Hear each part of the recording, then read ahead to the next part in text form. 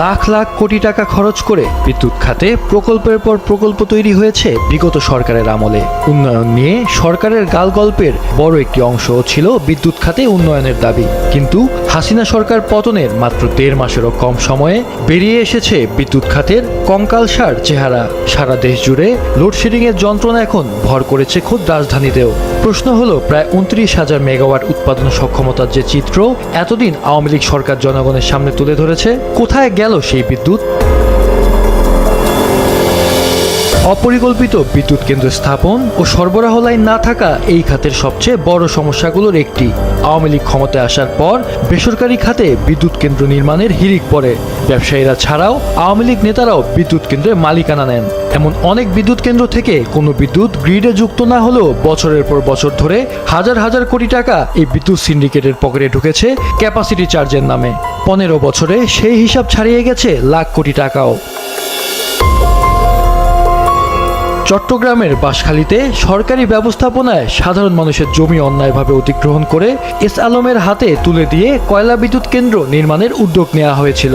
জনস্বার্থের বিরুদ্ধে যাওয়া এই প্রকল্পটি ঠেকাতে ওই এলাকার জনগণকে জীবনও দিতে হয়েছে, কিন্তু কারো কথা কানে তোলেনি সরকার। তবে শুধু বেসরকারি খাতে নয়, উচ্চাভিলাষী সব প্রকল্প নেওয়া হয়েছে সরকারের পক্ষ থেকেও। সেগুলোর পরিবেশগত দিক বিবেচনা না করে দেশি বিদেশি নানান স্বার্থকে গুরুত্ব দেওয়া হয়েছে এসব বিদ্যুৎ কেন্দ্র নির্মাণের ক্ষেত্রে। যেমন সুন্দরবন বিনাশী রামপাল প্রকল্প পার্শ্ববর্তী দেশ ভারতের কয়েকজন ব্যবসায়ীর স্বার্থকে মাথায় রেখে করা হয়েছিল বলে অভিযোগ তোলা হয়েছিল শুরু থেকেই। কিন্তু সরকার সেসব অভিযোগ নিয়ে মাথা ঘামানোর কোনো দরকার মনে করেনি। এগুলোর সঙ্গে পায়রা মাতারবাড়ি বিদ্যুৎ কেন্দ্র মিলিয়ে মোট উৎপাদন সক্ষমতা 5,000 মেগাওয়াট, কিন্তু সরবরাহ লাইন না থাকার কারণে এগুলো থেকে বিদ্যুৎ ঢাকার দিকে আনা যাচ্ছে না। এমন দু একটি প্রকল্প নিয়ে বিদ্যুৎ উপদেষ্টার মন্তব্য জানিয়ে দেয় কিভাবে জনগণের অর্থ খরচ করে উচ্চাভিলাষী সব প্রকল্প হাতে নিয়েছিল বিগত সরকার। মূল যে ধারণাটা ছিল যে এখানে গভীর সমুদ্র বন্দর হবে, এখানে ইনভেস্টমেন্ট হবে, কারখানা হবে এবং সেখানে এই বিদ্যুৎ কেন্দ্রগুলো সেখানে ব্যবহার করা হবে। তো এখন সেটা না হয়ে আগে বিদ্যুৎ কেন্দ্র হয়ে গেছে, কিন্তু ওই যেটা বললাম যে গভীর সমুদ্র বন্দরও হয় নাই, তারপরে যে এখানে যে কারখানা হওয়ার কথা ছিল হয় না, এবং সেটার সঙ্গে যে সেটার জন্য যে প্রয়োজনীয় রেল সংযোগ, সেটার সঙ্গে প্রয়োজনীয় যে সড়ক সংযোগ, সেগুলো হয় না। দেশে সবচেয়ে বেশি বিদ্যুৎ আসে গ্যাস ভিত্তিক বিদ্যুৎ কেন্দ্র থেকে।